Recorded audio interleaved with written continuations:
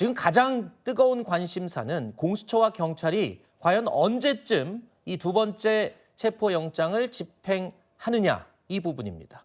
1차 체포영장 집행 때 경호처에 막혀서 실패했죠.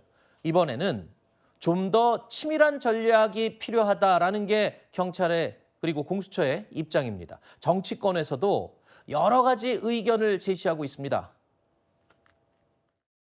경호처에서 체포영장 집행을 방해하고 있는 스크럼을 짜고 지금 대응하고 있다는 거잖아요. 그 경호처 직원을 현장에서 특수공무집행 방해 등으로 일일이 이렇게 체포해서 진압을 해 들어가는 과정이 필요할 것 같아요. 특공대 투입도 지금 검토하고 있다고 보도에 되던데 특공대든 장비든 경호처를 진압할 수 있는 대대적인 준비, 사실은 군사작전에 가까운 진압작전이 필요하다고 저는 생각합니다. 전국에 800명이 있고 800명. 가용 인력이 400명이고 400명. 전국에서 다 오기 힘든데 서울, 인천, 경기만 해도 150명 바로 할 수 있다. 어저께 그 네. 특공대에서 연락이 와서 우리 장갑차 되게 좋은 거 있다.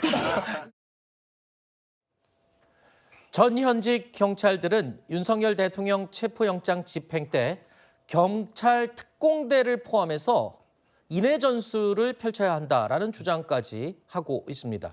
지금 지도를 보고 계시는데요. 1차 집행 때 1차 저지선, 2차 저지선은 모두 뚫렸었죠. 하지만 3차 저지선에 경호처 직원들과 대치하다가 공수처는 돌아서야 했습니다. 자, 일단 3차 저지선을 통과하면 관저로 진입할 수 있게 되는데요. 이미 이 경호처에서는 1차 저지선 인근에 보시는 것처럼 철조망을 설치를 하고 또 승용차와 버스들을 동원해서 빽빽하게 막아놓은 상태입니다. 과연 이런 상태에서 인해 전술까지 써서 들어갈 경우, 강제로 진입할 경우 충돌이 불가피하지 않겠느냐. 이게 가장 또 우려되는 부분이겠죠. 일단 경찰이 일부에서 언급하고 있는 인해 전술이란 경호처 직원들은 증언이 불가능합니다. 현재 있는 인원만 가지고 지금 경호처를 운영해야 되겠죠.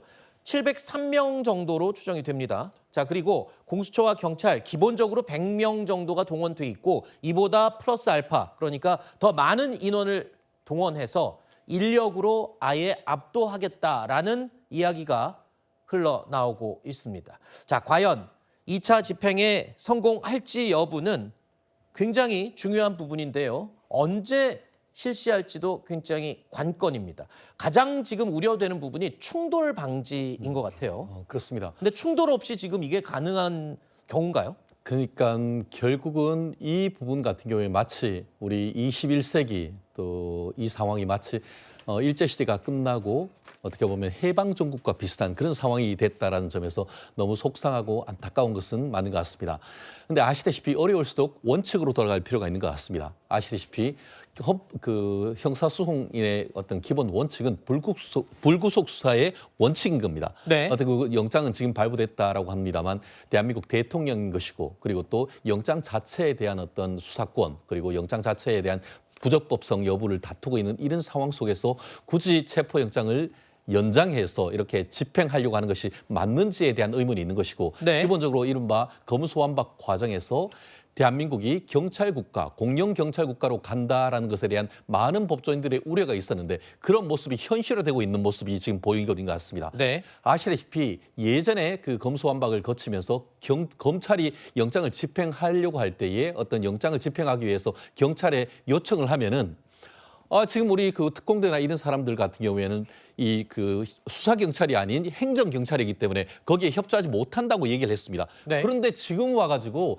행정 경찰 이른바 대테러 업무, 질서 업무를 하는 사람들을 그 경찰들을 데리고 와서 마치 사법 경찰인 것처럼 이 그 영장 집행에 동원하는 이런 모습은 그것이 이른바 경찰 비례 원칙에 맞는 것인지에 대해서 네. 현저히 의문이다. 그렇기 때문에 이런 부분에 대해서 물리력만 할 것이 아니고 원칙으로 돌아가가지고 윤석열 대통령 측 변호인들과 이 원칙대로 이제 임의로 나갈 수 있는 이런 조율을 하는 것이 맞지 이런 식으로 해서 만약에 정말 우리가 상상하기 어려운 사태가 벌어진다고 하면 그것을 누가 책임지겠습니까? 알겠습니다.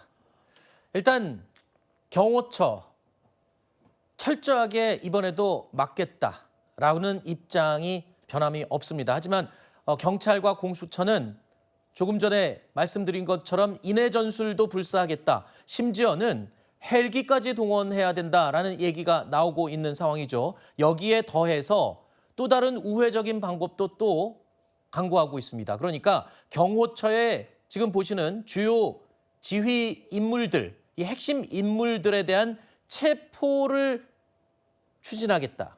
그래서 지휘부를 와해시킴으로써 경호처의 이 방어 업무를 와해시키겠다. 이런 계획까지 세우고 있는 상황입니다.